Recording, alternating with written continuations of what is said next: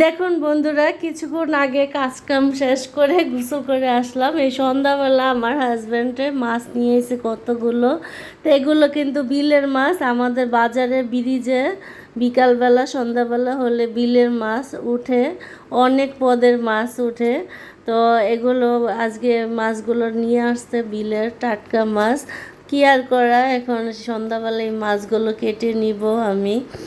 তো মাছ কেটে নিয়ে এই মাছের আমাদের এখানে এই মাছের নাম টাকি মাছ বলে।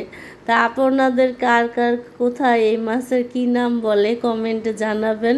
আর বন্ধুরা পুরো ভিডিও দেখবা। আর এই মাছের ভর্তা কিন্তু আমাদের এখানে মানুষ অনেক পছন্দ করে, আমরা অনেক পছন্দ করি।